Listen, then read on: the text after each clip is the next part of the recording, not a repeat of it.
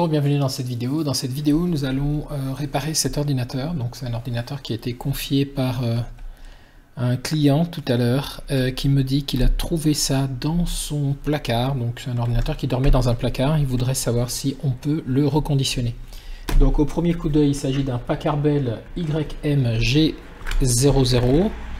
C'est un ordinateur qui commence à dater un peu, puisque on voit que c'était un Windows Vista qui était installé dessus.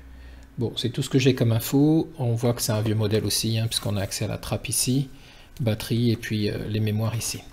Bon, on va l'allumer, on va voir qu'est-ce qu'il a dans le ventre dans un premier temps, et puis dans un second temps, en fonction de ce qu'il a et de son état, après le petit diagnostic, on va voir ce qu'on peut y faire à cet ordinateur et s'il est reconditionnable ou pas.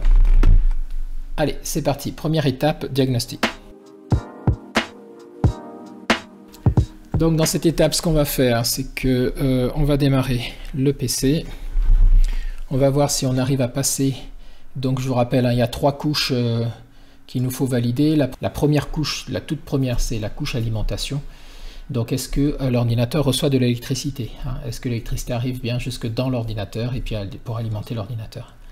Donc ça, on va vite le voir. Si on allume le bouton, on va vite le savoir. Ensuite, deuxième couche, c'est donc le BIOS, premier programme qui est sur la carte mère et qui permet de savoir si tous les composants internes sont OK. L'accès au BIOS nous permet aussi de connaître le contenu des composants, qu'est-ce qu'il a dans le ventre. Et puis après le BIOS, si tout se passe bien, on arrive au Windows. Donc on va voir ça tout de suite. Donc j'appuie. Je vais découvrir ça avec vous, puisque je n'ai pas encore touché à cet ordinateur. C'est un peu l'objectif de ces Errand Live, c'est de vous montrer un peu comment je procède et puis quel type d'analyse je mets en place. Allez, on appuie sur le bouton démarrer, on s'assure qu'il est bien branché, oui. Qu'est-ce qui se passe? Alors, manifestement, on a déjà accès au BIOS, press F2, donc on peut accéder au BIOS, sauf que, bon, on a un premier problème. CD-ROM boot priorité no medium. Donc ce qu'il nous dit ici, c'est qu'il ne trouve aucun composant, aucun disque dur en fait, pour pouvoir booter dessus. Bon, donc question ici, c'est donc il nous dit d'installer un disque dur et puis ensuite de presser un disque dur sur lequel il y a un Windows pour pouvoir ensuite appuyer sur une clé pour démarrer. Donc question. Ici on en est rendu où? Apparemment l'ordinateur démarre, donc la couche alimentation c'est réglé. Deuxième couche, le BIOS. Alors on va voir si on peut rentrer dans le BIOS. Donc je fais un CTRL ALT SUPR. Voilà, donc CTRL ALT SUPR. Et puis on a vu que le BIOS était F2. Donc j'appuie sur F2 pour rentrer dans le BIOS. Ok. Donc Enter in Setup, ok, donc là il est dans le BIOS, donc le BIOS a l'air de marcher, puisque on est à l'intérieur. Alors je vais vous rapprocher, et puis on va voir à la fois ce qu'il a dans le ventre, et puis à la fois ce qu'on peut faire de tout ça. Donc, dans le principal ici,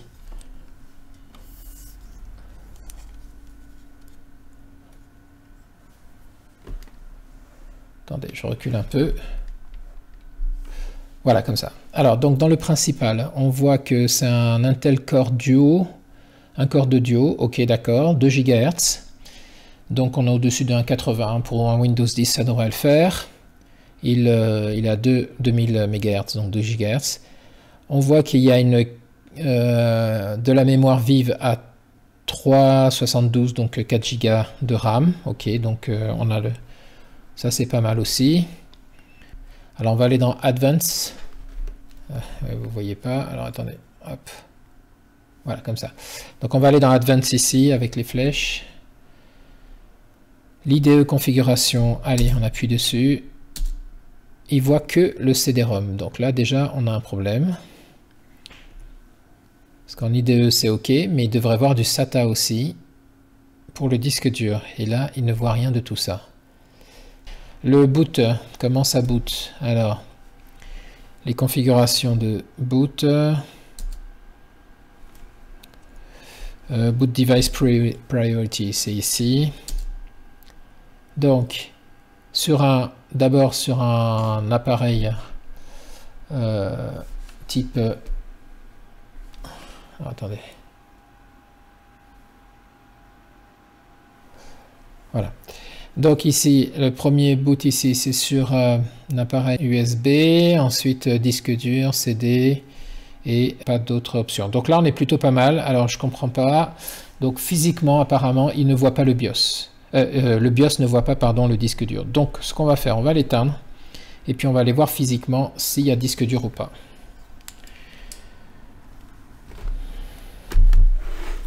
Et si le disque dur est peut-être mal branché, quelque chose de cet ordre-là. Donc, je débranche ça. L'avantage sur ces vieux modèles, c'est que la trappe du disque dur, elle est accessible facilement, c'est cette trappe-là. Bon, là déjà, c'est pas normal, je vois qu'il n'y a aucune vis pour la trappe du disque dur, voyons pas. Voilà, donc les disques durs sont là, manifestement c'est un modèle qui prévoyait de disques durs. Ah, bon, mais ça tombe bien aussi, je ne vois pas de vis pour les retenir. Bon, c'est... Bon, ok, d'accord. Bon, on va chercher plus loin. Donc là, il n'y a pas de disque dur dans ce PC, donc c'est normal que le BIOS ne le voie pas, et c'est normal que s'il n'y a pas de disque dur, ben, il n'y a pas de Windows dans les disques durs, et donc forcément, ça ne peut pas booter. Bon, donc, le diagnostic est assez clair. Premièrement, il va nous falloir installer un disque dur dedans, installer un Windows 10. Alors, je pense qu'un Windows 10, ça sera une bonne affaire, hein, parce que là, l'ordinateur n'a que 4 Go de RAM et 2 GHz de processeur. Donc, et puis c'est un pack Arbel, un corps d'audio. Donc voilà, c'est pas un foudre de guerre. Ça sert à rien de lui mettre du Windows 11. On va lui mettre donc du Windows 10. Pour ça, il va nous falloir un disque dur alors.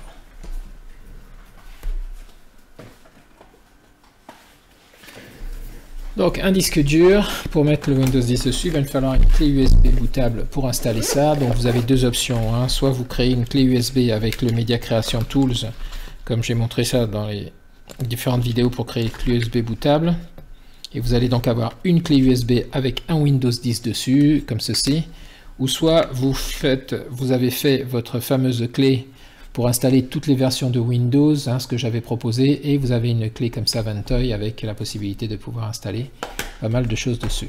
Bon, donc nous on va partir sur la clé Windows 10 juste pour l'exercice, pour mixer un peu, parce que les dernières que j'ai faites, j'ai utilisé ma clé Ventoy, donc on va faire un classique cette fois, on va utiliser ça. Quoique non, puisque ma version de Windows 10, la plus récente, elle est sur ma clé Ventoy, donc je sais pas trop, j'hésite là. Bon, c'est pas grave, on va pour des raisons de pédagogie, je vais utiliser une clé Windows 10 qui a été faite avec le Windows Media Creation Tools. Donc si vous ne savez pas comment faire, je vous invite à aller voir comment créer la vidéo, donc qui va s'afficher là-haut et que je mets en description, comment créer une clé de boot sous Windows 10.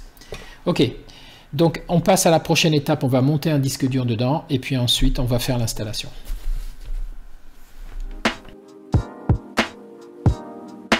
Ok, donc dans cette étape, on va monter un disque dedans, donc hop, on va prendre un nouveau disque. Alors par contre, je sais pas, est-ce que le premier disque est là et le second est là? J'en ai aucune idée. On va commencer par celui de droite, ma foi, et puis on verra bien. Donc ça sert à rien d'avoir les deux. Ça sert à rien d'avoir les deux, on va en garder qu'un sur les deux. De toute façon, on va y mettre qu'un seul disque. Donc disque dur SATA, évidemment. Et on regarde comment il va s'enclencher. Apparemment, il va s'enclencher comme ceci.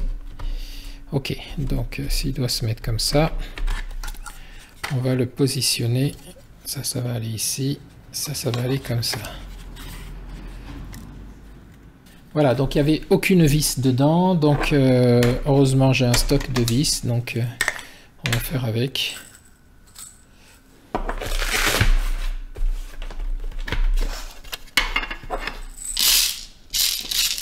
On devrait trouver notre bonheur là-dedans. Et puis, on va prendre ça, ça devrait faire l'affaire.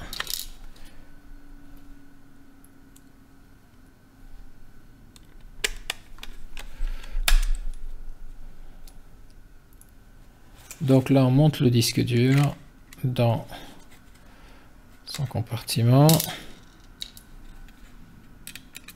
Un trop petit ça.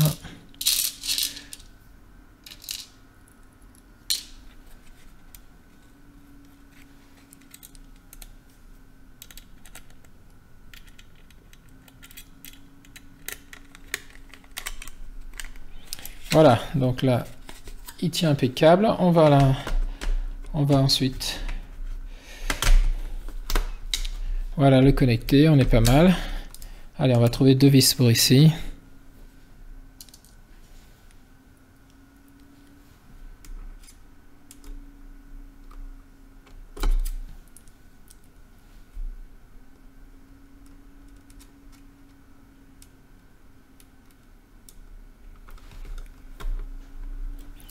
Oh, c'est pas le bon diamètre.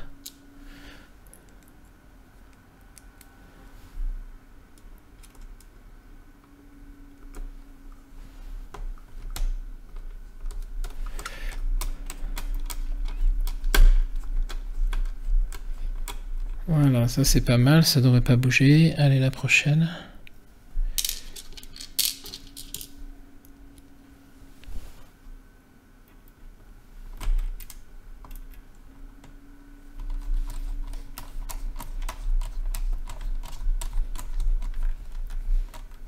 Ok, donc là on a un disque dur qui tient. Allez, on referme ça.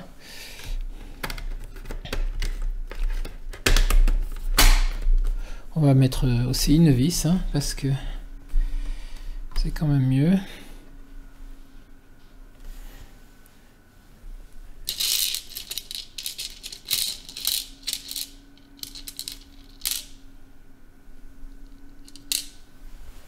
Ah, d'accord, je comprends. Non, en fait, les vis ici, pour fermer, c'est celles qui permettent... C'est les deux qu'il y a ici, donc il ne faut pas déjà les visser, ça va se visser en verrouillant. Comme les deux qu'il y a ici, ça se visse de l'extérieur.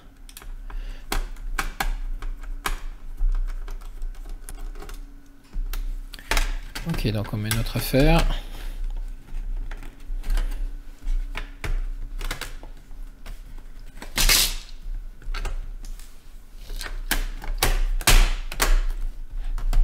Voilà. Et puis maintenant on peut mettre notre vis.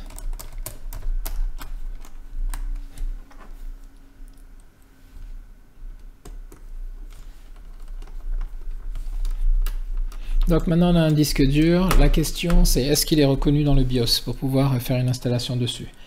Donc prochaine étape maintenant, on va aller dans le BIOS et on va voir si notre disque dur est reconnu par ce BIOS. Si c'est le cas, on va pouvoir passer à l'installation du Windows 10. Donc, prochaine étape. Ok, donc prochaine étape, on rebranche ça, on démarre sur... On va dans le BIOS et on regarde si il nous voit le disque.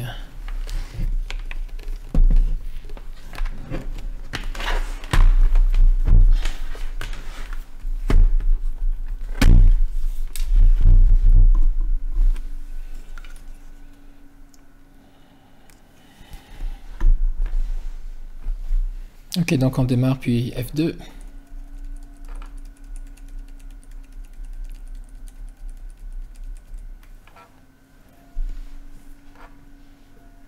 Ok. Donc là on est dans le BIOS. On va aller sur Advanced.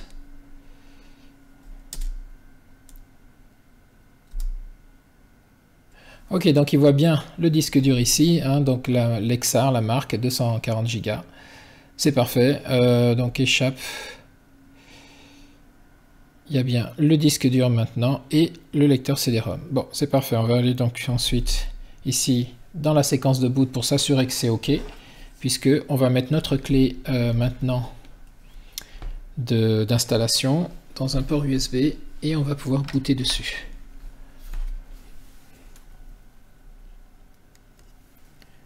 Donc la clé est installée. Dans la séquence de boot, on est d'accord que au départ, il va chercher sur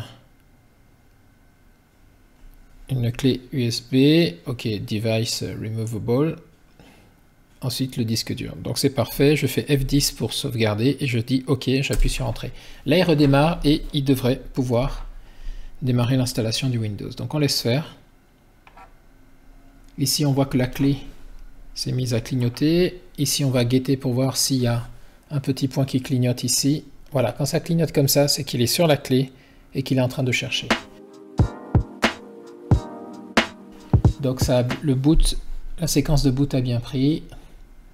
Là, c'est juste le temps, avec ces vieilles machines en plus, le temps que ça lise tout la clé USB, hein, ça va être plus ou moins lent. Donc il faut prendre son mal en patience. Allez, on attend que ça s'installe et qu'il démarre la première fenêtre d'installation.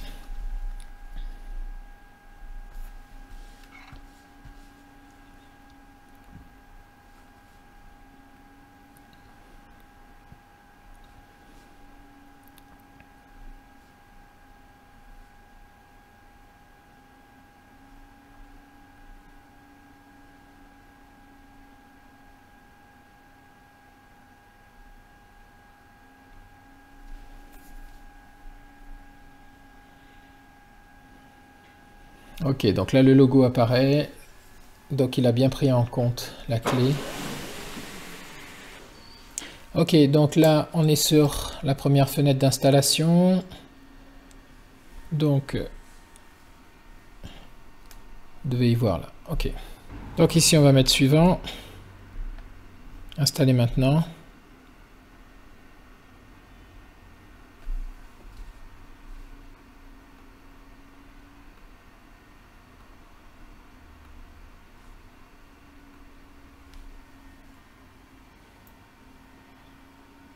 Alors ici, il nous demande une clé produit hein, pour l'installation. Pour l'instant, on dit qu'on n'a pas de clé.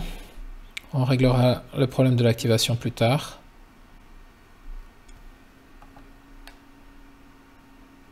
Ici, on va choisir un Windows 10 Pro. Je fais suivant.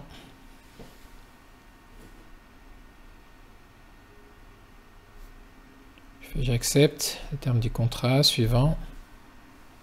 Ici, personnaliser. Alors, c'est bien ça notre disque dur. Hein. Donc, suivant. Ok, maintenant il va copier tous les fichiers d'installation sur le disque dur pour pouvoir ensuite lancer l'installation sans la clé USB pour passer à la deuxième étape. Donc on laisse faire ça. Ça va être à mon avis un peu long puisque c'est une vieille machine.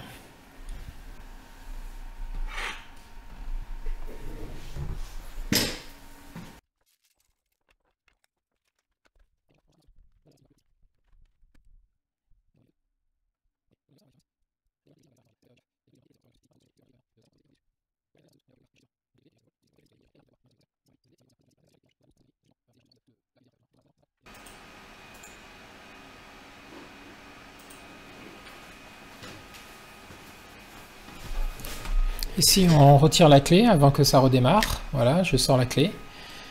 Et on laisse faire le redémarrage.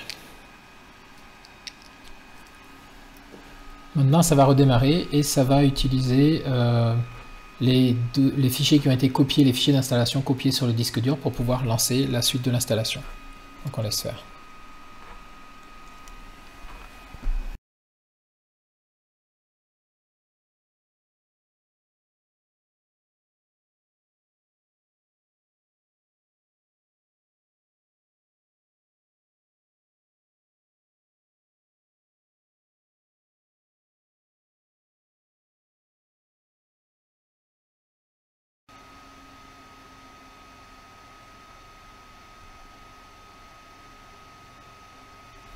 Ok, bon donc là l'ordinateur fait un bruit de Airbus A320 là, donc j'espère que vous m'entendez quand même. Allez, donc ici on va passer la configuration de Windows, donc on dit oui pour la région.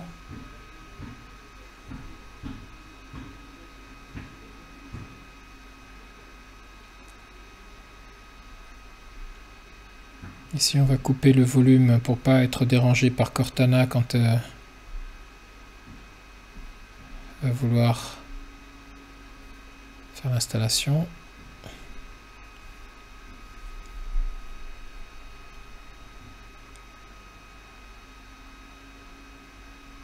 Ok, le clavier français, oui. On ignore un deuxième clavier.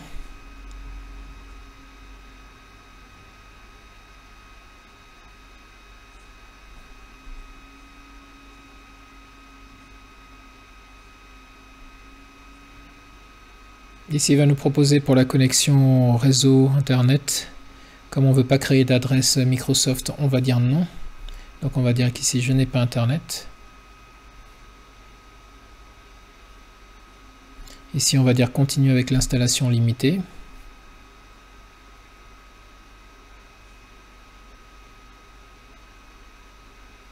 Alors qui sera amené,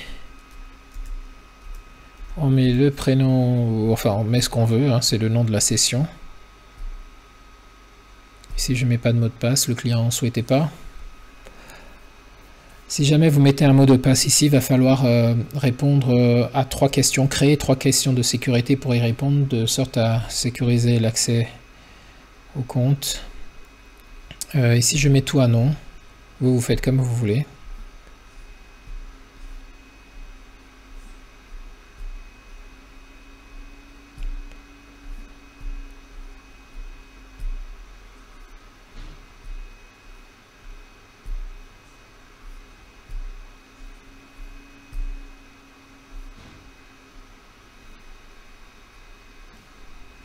Voilà, Cortana, je dis pas maintenant.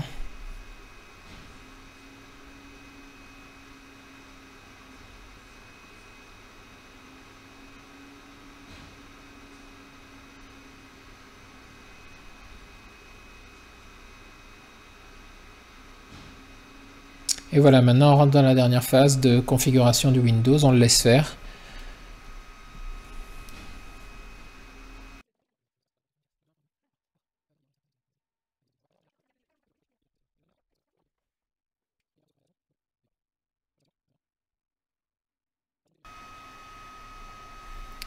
Ok, voilà, donc là on est arrivé sur la fin de l'installation du Windows.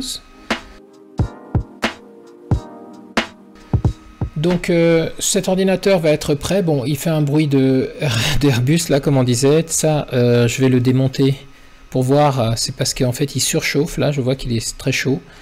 Donc je vais essayer de trouver pourquoi il est aussi chaud et que donc du coup il met à mal le ventilateur. Donc démontage pour ça. Et puis bien évidemment là l'ordinateur, le Windows est installé, mais il faut faire toutes les mises à jour. Donc là il faut le connecter à Internet, faire les mises à jour.